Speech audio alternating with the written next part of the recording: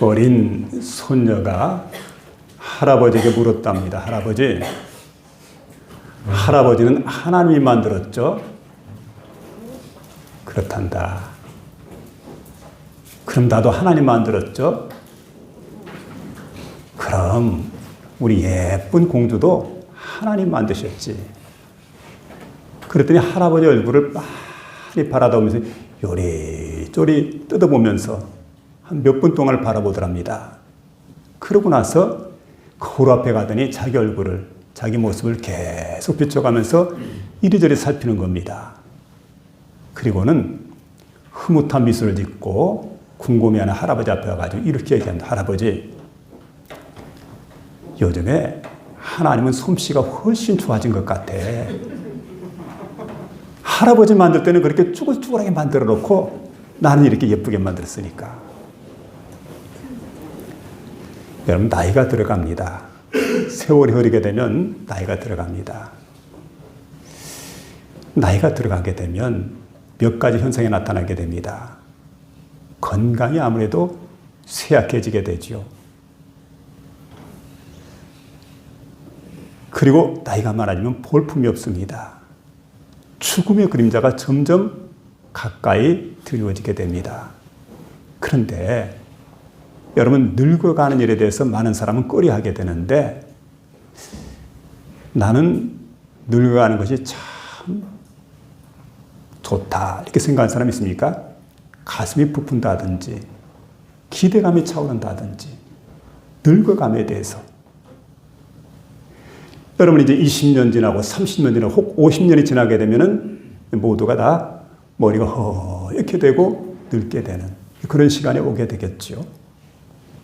그렇게 될 때 여러분, 우리는 과연 어떤 모습으로 세상을 살아갈까요? 기대감 가득하고 기쁨이 가득한, 그리고 두려움도 없고, 그리고 마음속에 불안감도 사라지는 그런 마음일까요? 아니면 두렵고 불안한 마음이 가득히 차고 있을까요? 오늘 본문의 말씀 보니까 시몬이라고 하는 한 사람이 소개가 됩니다. 시몬. 자, 이 사람은 어떤 사람입니까? 나이가 많습니다. 죽음이 임박했습니다. 그런데 얼굴이 환해졌습니다. 정말 멋지게 늙었습니다. 아주 행복한 미소를 짓고 있습니다. 이제 죽어도 여한이 없다. 이런 모습입니다. 여러분, 얼마나 부럽습니까? 이유가 있습니다. 그는 성령의 사람이었기 때문에 성령이 이끄시고 성령의 인도를 받게 되고 성령 충만한 사람이었기 때문에 이런 삶을 살 수 있다는 거지요. 그래서 오늘 이 시간 여러분, 우리 모두가 성령의 사람이 되었으면 좋겠습니다. 성령의 이끌림을 받았으면 좋겠습니다. 그래서 오늘 주시는 말씀을 통해서 성령의 사람이라 하는 제목을 가지고 하나님의 말씀을 전할 때 저와 여러분 마음속에 크신 은혜가 임하게 되는 복된 시간 될 수 있기를 주의 이름으로 부탁을 드립니다. 아멘. 먼저 25절에 보니까 성령의 임재를 누리고 있는 걸 보게 됩니다. 성령이 그 위에 계시더라. 이 무슨 말입니까? 성령이 충만해졌다. 또 성령이 위로가 넘쳤다. 이런 말씀은 성령이 충만할 뿐만 아니라 성령의 인도를 받고 있는 그런 모습을 지금 우리에게 보여주고 있습니다. 여러분, 시몬에게 성령님은 떠나지 않습니다. 항상 그 위에 머물러 계셨습니다. 이게 시몬의 그 삶의 특징이었던 걸 보게 됩니다. 자, 그의 눈은 주님의 구원을 바라다 봅니다. 그의 마음은 고요하고 평안합니다. 그리고 세속의 세계에서 떠나서 천국으로 향하고 있습니다. 죽음에 대한 기대감이 그의 마음속에 가득히 채워져 있는 걸 보게 됩니다. 그리고 여러분, 그는 확실히 변했습니다. 그의 입은 마리아와 요셉을 축복하고 있고 은혜로 충만한 그런 입으로 바뀌어지고 있는 걸 보게 됩니다. 나가서 여기 보니까 아기 예수를 품에 안았습니다. 그리고 아주 행복해합니다. 자, 그런 모습을 보여주고 있는데 오늘 여기서 보니까 첫 번째 25절 주신 말씀이 바로 뭐냐면 성령의 임재를 드리고 있다는 거지요.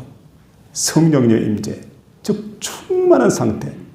이걸 지금 의미해 주고 있는데 시몬은 성령님이 떠나지 않고 그 삶 위에 계속 머물렀을 때 어떤 삶을 살았냐면 의롭고 경건하고 그리고 겸손하게 이스라엘의 위로를 기다린 자로 살았다. 이렇게 말씀해 주고 있습니다. 여러분 나이가 들면 세 가지 현상이 나타납니다. 첫째는 고집이 세집니다. 고집이 세져요. 그러니까 자존심만 남게 되고 지는 거 싫어하게 되고 자기 주장대로 하고 자기 하고 싶은 대로 하게 되는 그리고 염려가 많아지게 됩니다.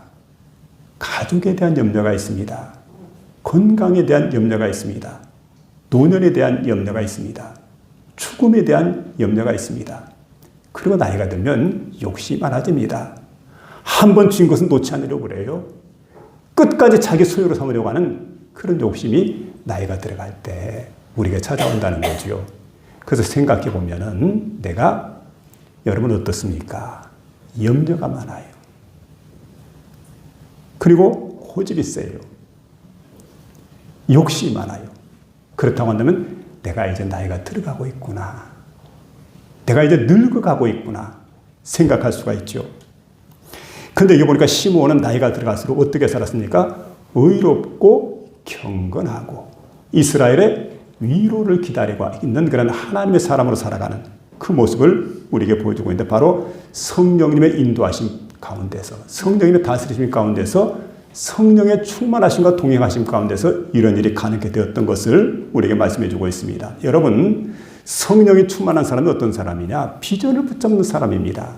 꿈이 있는 사람입니다. 그래서 사도행전 2장 17절에 보니까 너희 자녀들은 연할 것이요 너희 젊은이들은 꿈을 꾸고 너희 늙은이들은 환상을 보리라. 자녀들은 연하고 늙은이들은 꿈을 꾸고 환상을 보고 이런 세계죠. 여러분 우리가 환상을 본다는 꿈을 꾼다는 게 얼마나 귀하고 좋은 일인지 모릅니다. 그리스도를 보기 전에는 죽지 아니하리라. 이게 바로 시몬이 꾸었던 꿈입니다. 그는 성령 충만한 가운데 오직 한 가지 기다림으로 삶을 채웠습니다. 그것은 바로 메시아이신 예수 그리스도를 보는 겁니다. 예수 그리스도를 보시는 겁니다. 그 기다림이 시몬의 마음속에 가득히 채워졌던 걸 보게 됩니다. 그래서 여러분 성령님과 동행하는 사람은 거룩한 소망으로 충만하다는 겁니다.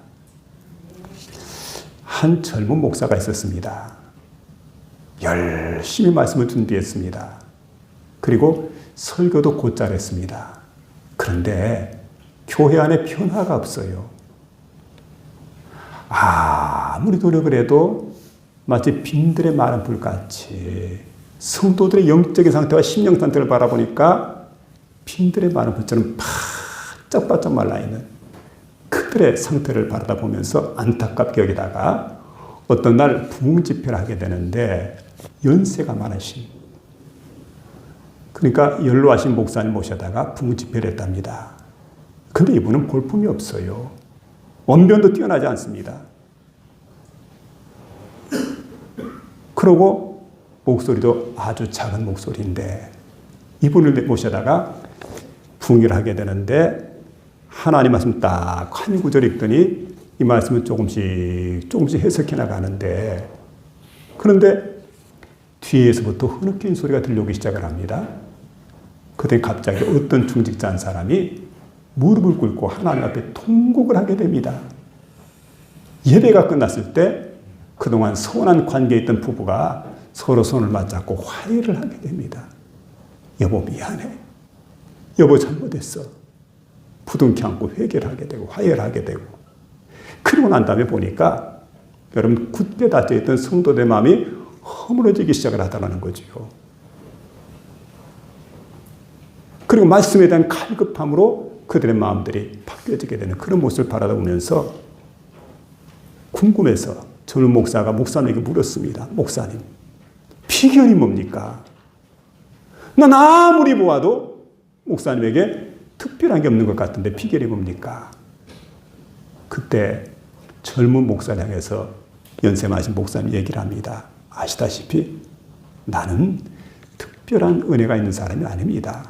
그러나 예배를 인도하기 전에 언제나 하나님 앞에 이 기도를 드립니다. 하나님, 지금부터 내 욕심과 내 고집을 다 내려놓습니다.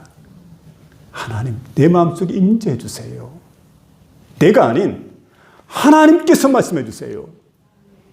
이 시간 주님께서 내 안에 들어오셔서 주님께서 말씀해 주세요. 그러니까 성령 충만이라는 건 내가 강해지는 게 아니라는 거죠. 나를 비우는 겁니다. 내 욕심을 비우는 겁니다. 내 고집을 비우는 겁니다. 그리고 그리스도께서 내 안에 들어오십니다. 하나님이 내 안에 들어오십니다. 그리고 나를 다스리기 시작을 합니다. 그때부터 내 인생에 놀라운 변화의 역사가 나타나기 시작하는 거죠. 그걸 가리켜서 성령의 충만함, 이렇게 이분이 증거를 해주게 됩니다. 그날 저녁에 전원 목사가 곰곰이 생각하다가 무릎을 꿇었습니다. 그리고 하나님께 기도를 합니다. 하나님, 내 욕심을 비웁니다. 내 고집을 비웁니다. 내 자아를 다 비웁니다. 하나님, 내 인생의 주인은 내가 아닙니다. 내 인생의 주인은 하나님이십니다. 내가 지금부터 목회하는 게 아니고 하나님이 내 안에 들어오셔서 역사해 주세요. 그런데 그 다음 주일날 설교를 했습니다. 내용은 똑같아요. 그리고 그 설교가 예전보다 훨씬 훌륭해졌다 이런 것도 없어요. 그 전에 했던 설교나 지금 했던 설교나 거의 비슷한데, 그런데 이상하게 성도들이 변화가 일어나요. 수근수근하면서 하는 얘기가, 오늘 글쎄 설교를 듣는데 꼭 하나님께서 내게 주신 말씀 같았다고. 그리고 부부끼리 서로 화해를 하게 됩니다. 굳게 닫혀있던 성도들의 마음이 열려지기 시작을 합니다. 그러면서 교회 안에 변화의 역사가 나타나다는 거죠. 어찌하여 이런 일이 가능합니까? 내 힘이 아닙니다. 성령의 감동으로 되어지는 거지요.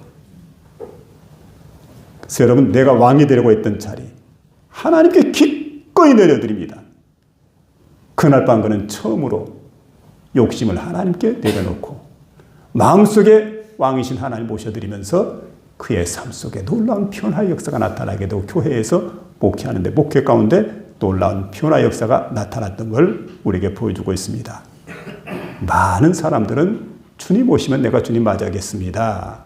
수동적인 자세입니다. 근데 시몬을 보니까 오시면 맞이하겠다는 게 아니고 능동적인 자세입니다.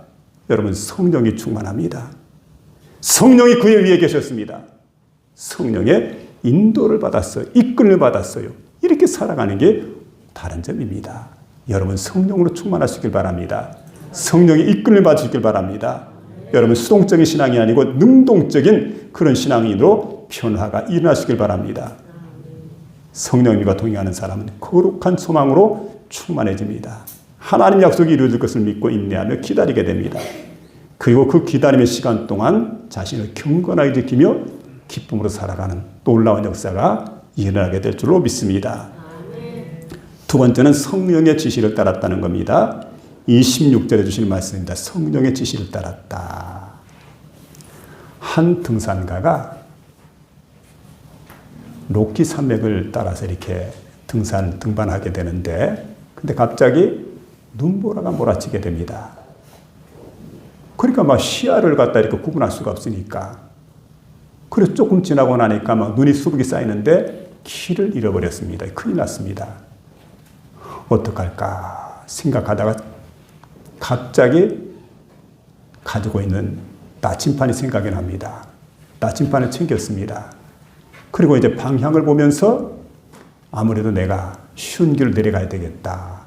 방향을 보고 남향으로 이제 남쪽으로 내려가려고 하는데 보니까 아무리 봐도 이쪽은 북쪽 같은데 나침반은 남쪽이라고 가르치게 됩니다. 아, 이게 나침반이 고장이 났구나. 호주머니에 돌을 집어넣습니다. 그리고는 이제 자신의 감각을 의지해서 방향을 찾아가 내려가다가 그만 실족을 해서 낭떠러지에 떨어지게 됩니다. 참 불행 중 다행히도 가까스로 구조대원들이 와가지고 자신을 구해줬습니다. 근데 그때 구조대원이 의미심장한 말을 하게 됩니다. 내가 볼 때 이게 객관적으로 볼 때 구조대원들이 딱 볼 때 잘못된 것은 나침판이 잘못된 거 아니야. 나침판은 정확하다. 잘못된 것은 당신의 감각이 잘못되었다. 방향 감각이 잘못되었던 거지요. 그래 순간적으로 길을 잃게 되고 헤매게 되고 결국은 추락하게 되는. 그래서 아무리 어렵고 힘들어도 우리는 의지할 것은 나침판이다. 자신의 경험을 의지하게 되면 결국은 추락하게 되고 죽음의 길을 가게 되지만 나침판을 의지하면 살 길이 열리게 된다. 중요한 얘기죠. 여러분, 내 경험이라고 하는 게 있습니다. 내 삶이라는 게 있습니다.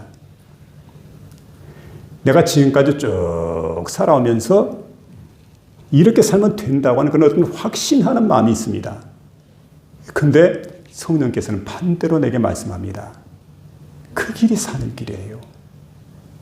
그 길이 죽는 길 같아도 그 길이 사는 길입니다. 그 길이 내가 잘 되는 길입니다. 그 길이 내가 복된 길입니다. 그래서 여러분, 내 생각을 접어야 돼요. 내 경험을 접어야 돼요.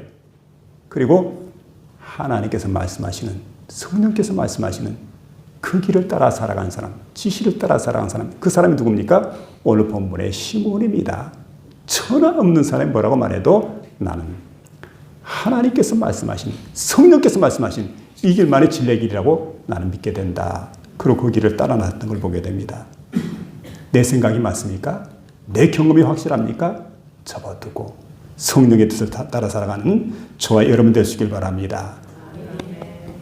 시몬은 자기 감각, 자기 경험, 자기 고집 이걸 내세우지 않았습니다.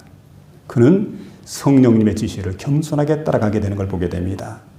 그걸 더 신뢰하게 됩니다. 그리고 이제 이런 말씀을 듣게 되면 주께서 보내신 그리스도를 보기 전에는 내가 결코 죽지 아니하리라. 그리스도 예수, 아기 예수를 보기 전에는 절대 죽지 않는다. 여러분, 그래서 그는 성령의 지시를 받고 살아가지요. 노인이 되면은 경험을 의지합니다. 노인이 되면은 고집과 노욕이 생겨지기 쉽습니다. 그런데 시몬은 항상 성령의 지시를 받아가면서 인도하심을 따라 살아갑니다. 시몬의 인생 목표인 그리스도를 보기 위해서 그는 경건한 경건 생활에 힘쓰게 되고 또 하나는 건강을 잘 관리를 합니다. 왜냐하면 그리스도를 만나야 되기 때문에 건강한 모습으로 그 경건된 모습으로 오실 주님을 우리가 기다리면서 재림의 주님을 기다리면서 우리가 살아가는데 어떻게 살아야 됩니까? 여러분 건강해야 돼요. 또 하나는 경건해야 돼요. 주님 보시기에 아름다운 모습으로 합당한 모습으로. 혹시도 여러분 목사가 죄를 짓다가 그렇지 않습니까? 영적인 잠을 자다가 주님을 만나게 되면 그게 무슨 창피입니까? 그러니까 언제나 깨어있는 저와 여러분 되시길 바랍니다. 항상 깨어서 주님을 맞이해야 돼요. 가르시아 마르케스라고 하는 분이 쓴 오랫동안 기다려온 손님이라고 하는 단편 소설이 있습니다. 그런데 이분은 그 단편 소설에 이런 얘기를 하게 됩니다.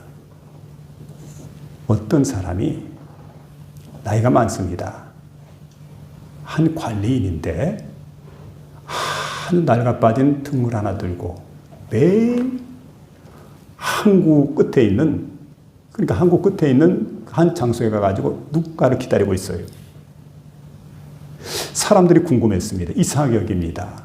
이상하다. 저 사람의 밤만 되면 등불을 켜고 저기 가서 기다리지? 이상해서 물었습니다. 그랬더니 이분이 대답을 합니다. 누군가를 기다리고 있다고. 그 누군가가 누굽니까? 그건 나도 모릅니다. 그런데 그 사람이 반드시 올 것 같다고. 근데 그분이 오면은 길을 잃어버리지 않기 위해서 내가 항상 등불을 준비해가지고 항구 끝에 가서 기다리는 중이라고. 근데 기다려도 그 사람 잘 오지 않죠. 주변 사람들이 이상하게 여깁니다. 저 사람 평생 기다려도 기다리는 사람 오지 않을 거라고, 헛된 기다림이라고 많은 사람들은 수군거리고 그를 이상한 사람을 여겼습니다. 근데 어느 날 폭풍우가 몰아치게 되는데 배 한 척이 그만 방향을 잃고 표류를 하게 됩니다. 도대체 항구가 어딘지 알 수가 없어요. 이제 깜깜 밤중이 되었습니다. 그런데 가만히 보니까 희미한 불빛이 보입니다.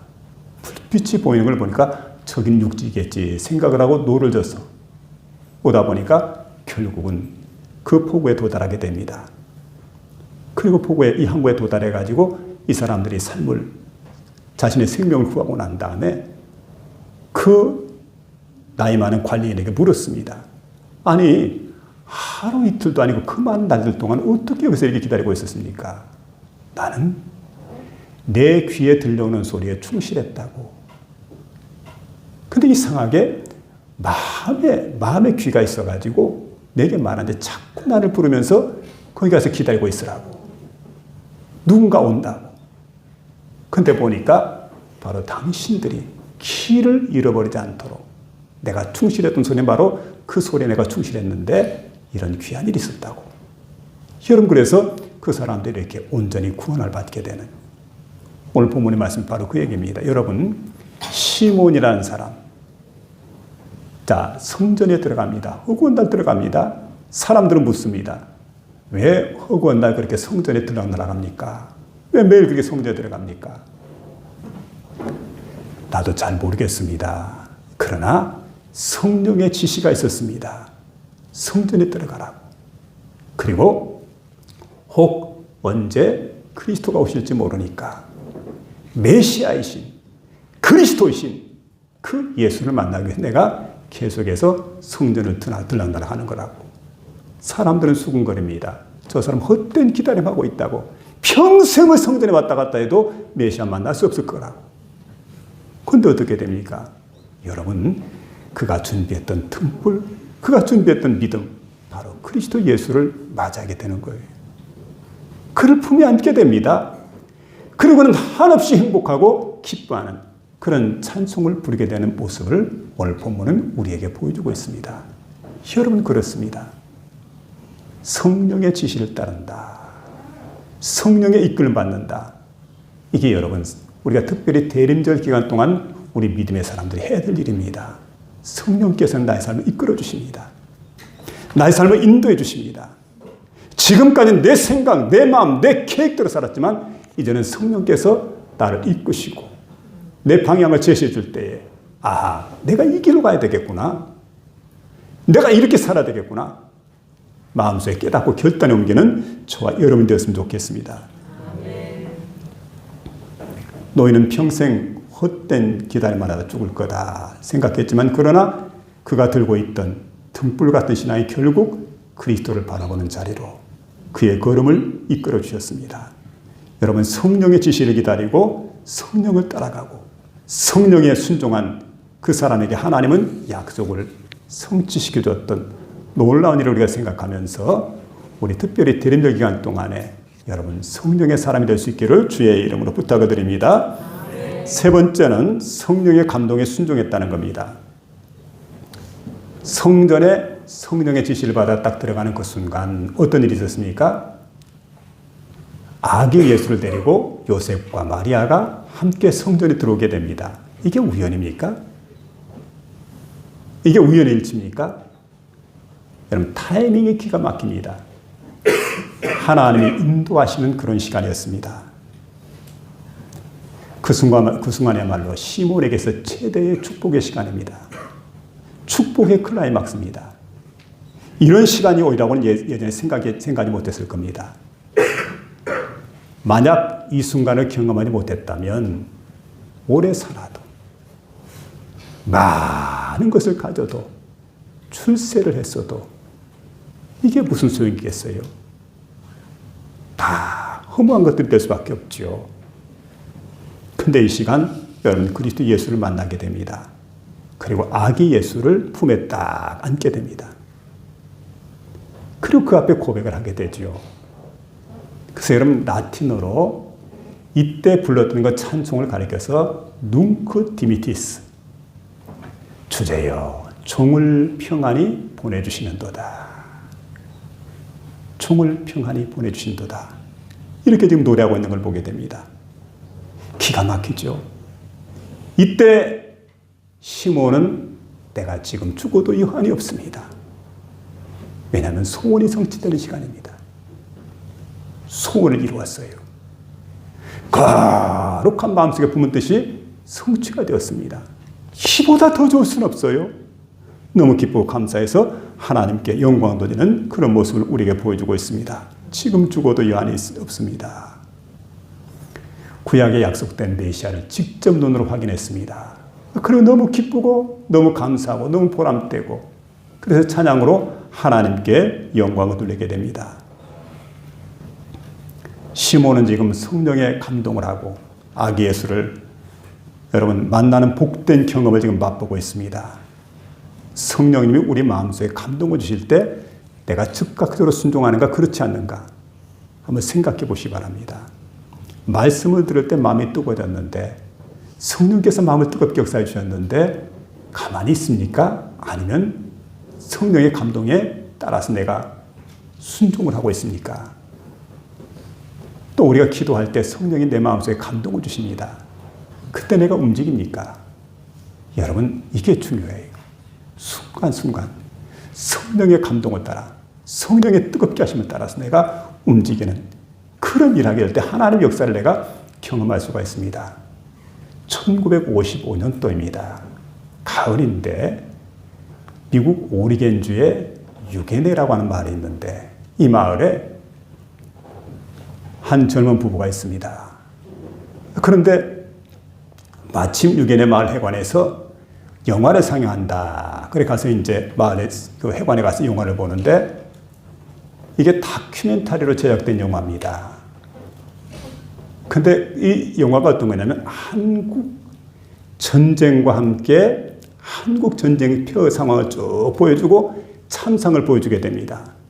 그러면서 거기에 있었던 많은 그 고아들의 모습을 보여주면서 이 고아들을 돌볼 사람이 필요하다 하는 종교 영화입니다. 두 부부의 마음속에 잔잔한 파문이 일기 시작을 합니다.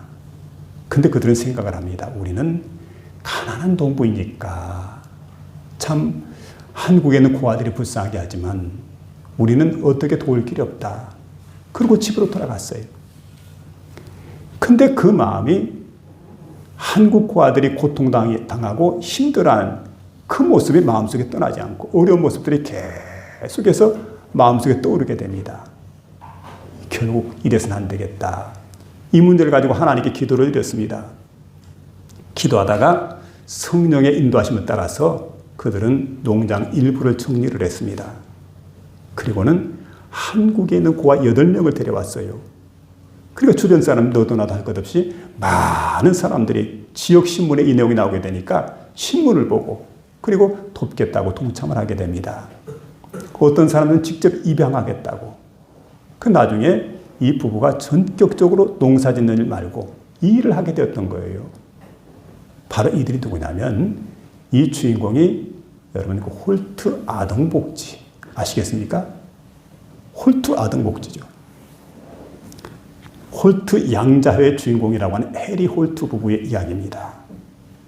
성령께서 그들의 마음속에 역사하실 때 아멘 하고 그 말씀에 그대로 순종하고 그 감동에 그대로 순종해서 하나님의 역사를 이루고 있는 걸 보게 됩니다.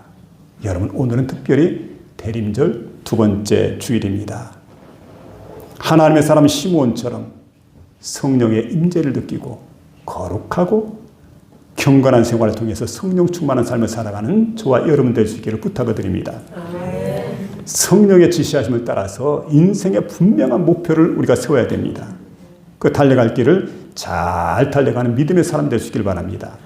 그 날마다 성령의 감동하심과 인도하심에 따라 순종하면서 살아가는, 그래서 예수님 만나고 약속을 성취받고 그리고 행복해하는 저와 여러분 모두가 될 수 있기를 주의 이름으로 축원합니다.